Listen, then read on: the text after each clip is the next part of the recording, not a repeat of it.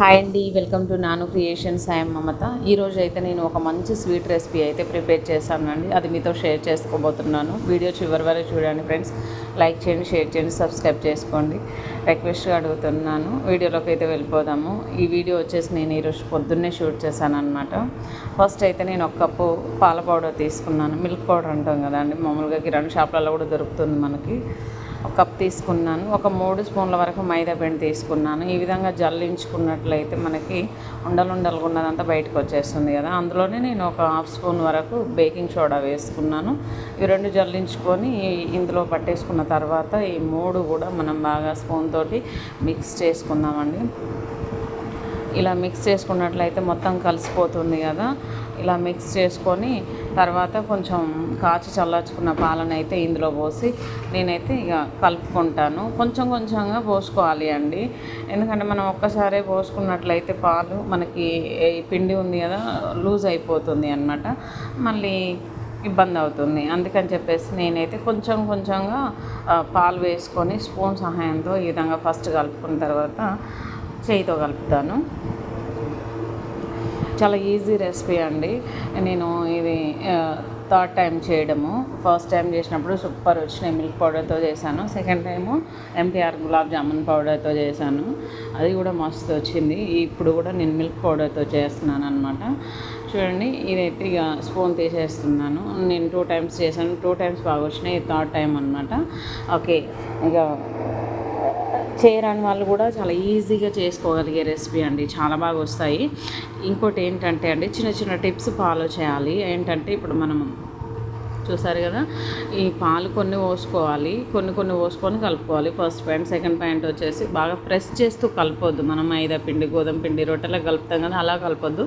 చాలా స్మూత్గా కలుపుకోవాలి అన్నమాట. ఎందుకంటే చాలా ఏమంటారు, గులాబ్ జామున్ మనకి స్మూత్గా రావాలి, డెలీషియస్గా ఉండాలి అని అంటే మనము చాలా ఇట్లా ఈ విధంగా నేను చూపించిన విధంగా వేళ్ళతోటి ఇలా ఇలా కలుపుతూ మంచిగా దీన్ని అయితే మొత్తం ఒక చపాతీ ముద్దలాగా, అంతకన్నా కొంచెం చపాతీ ముద్ద కంటే కొంచెం లూజ్గా ప్రిపేర్ చేసుకోవాలి అనమాట. చూసారు కదా, నాకు కొంచెం గట్టిగా అనిపిస్తాను, అందులో కొంచెము పాలు వేసాను. దీన్ని అయితే మంచిగా కలుపుకోవాలి.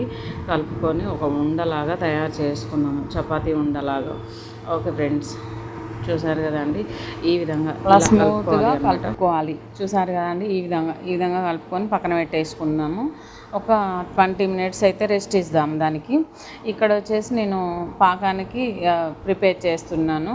ఒక కప్పు మిల్క్ పౌడర్ తీసుకున్నా కాబట్టి 2 కప్స్ షుగర్ తీసుకుందాము, 2 కప్స్ వాటర్ తీసుకొని ఈ షుగర్ బాగా మెల్ట్ అయ్యేంత వరకు మంట మీడియం ఫ్లేమ్లో పెట్టుకొని మంచిగా మరిగించుకుందాము. ఇందులో నేనైతే ఇలాచీ పౌడర్ వేసుకోవచ్చు దంచుకొని, లేదంటే ఇలాచీ ఉంటాయి కదండి, అవి 2-3 వేసుకుంటే సరిపోతుంది దంచుకొని. నేనైతే ఒక 2 వేసాను అంతే. ఓకే, ఫ్లేవర్ కోసం కొంచెం టేస్ట్ అనేది చేంజ్ అవుతుంది, బాగుంటుంది కదా, అందుకని చెప్పేసి వేసుకుంటే చాలా బాగుంటుంది. చూసారు కదండి, ఇదైతే మంచిగా మరిగించుకోవాలి. ఇది షుగర్ అంతా మెల్ట్ అయ్యేంత వరకు బాగా కలుపుకోవాలి ఇట్లా 1 గంట సహాయంతో. ఈ విధంగా వదిలేస్తే మనకి ఒక 10-12 నిమిషాలలో మనకు షుగర్ పాకం అనేది రెడీ అయిపోతుంది. ఇది తీగ పాకం వచ్చేంత వరకు ఉంచాల్సిన పని లేదండి. స్టిక్కీగా వేళ్ళ మధ్య ఇలా అంటుకుంటే సరిపోతుంది, స్టిక్కీగా ఉంటే సరిపోతుంది. ఓకే ఫ్రెండ్స్, మంటనైతే ఇక స్టవ్ ఆఫ్ చేసేద్దాము, మూత పెట్టేసుకొని పక్కన పెట్టేద్దాము. తర్వాత ప్రాసెస్ అనేది స్టార్ట్ చేద్దాము. చూడండి, ఈ కొంచెం పిండి చేతిలోకి తీసుకొని 2 అరచేతుల మధ్య ఈ పిండిని పెట్టి గట్టిగా ప్రెస్ చేసుకొని ఇలా స్మూత్గా ఉండల్లాగా చేసుకొని ఈ ప్లేట్లో పెట్టేసుకుందాము. 1 to 1 అన్నీ కూడా చేసేసుకున్నాను. తర్వాత నేను డీప్ ఫ్రై చేస్తున్నాను. డీప్ ఫ్రైకి సరిపడా ఆయిల్ తీసుకున్నాను. ఈ మంటను లో ఫ్లేమ్లో పెట్టుకొని ఆయిల్ పోసుకోవాలి.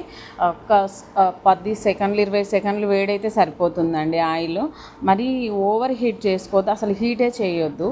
ఒక 20 సెకండ్లు, మహా అయితే ఒక 30 సెకండ్లు వెయిట్ చేసుకుంటే సరిపోతుంది. చల్లటి నూనెలోనే వేసుకోవాలి గులాబ్ జామున్ అనేది. వేడిగా ఉన్న ఆయిల్లో వేసుకుంటే ఇవి గట్టిగా వస్తాయండి, స్మూత్గా రాదు అనమాట. అందుకని నేను చల్లటి నూనెలో వేసాను. చూసారు కదా, చిన్నగా మనకి వేడెక్కి ఇవన్నీ పైకి వచ్చేసి మంచిగా ఫ్రై అవుతాయి.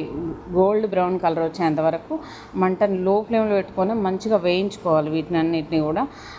చూడండి ఈ విధంగా ఈ కలర్ వస్తే సరిపోతుంది. గులాబ్ జామున్ అంటే ఇదే కలర్ ఉంటుంది కదండి.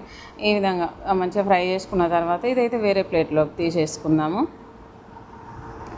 మనం ఇందులో బేకింగ్ సోడా వేసాం కాబట్టి మనం చేసిన క్వాంటిటీ సైజు ఉంది కదా, ఆ సైజ్ కంటే కొంచెం డబల్ క్వాంటిటీ అవుతుంది అన్నమాట బేకింగ్ సోడా వేసినాం కాబట్టి.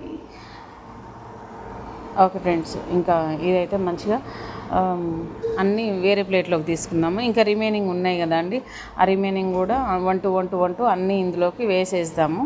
అన్నీ ఇందులోకి వేసుకొని ఫ్రై చేసుకుందాము. ఇవి కూడా సేమ్ ఆయిల్ అనేది మనకు కూల్గానే ఉండాలి అన్నమాట. చిన్నగా మంట పెట్టేసుకొని ఇదైతే ఇక లోపల నుంచి మంచిగా ఉడకాలి. పిండి అంతా కూడా ఉడికిన తర్వాత ఇక మనము తీసేసుకుంటే సరిపోతుంది. ఈ స్వీట్ రెసిపీ అనేది చాలా ఈజీగా అయిపోయే రెసిపీ అండి.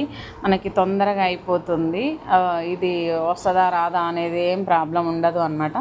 కొన్ని టిప్స్ ఫాలో చేసినట్లయితే మనం వంట రాని వాళ్ళు కూడా చాలా ఈజీగా చేసుకోగలిగే స్వీట్ రెసిపీ అన్నమాట. చూడండి, మనకు ఏ డౌట్ ఉన్నా కూడా యూట్యూబ్లో, ఇన్స్టాలో చెక్ చేసుకుంటే సరిపోతుంది. ఎనీవే, ఇంకా నేనైతే మంచిగా ఫ్రై చేశాను.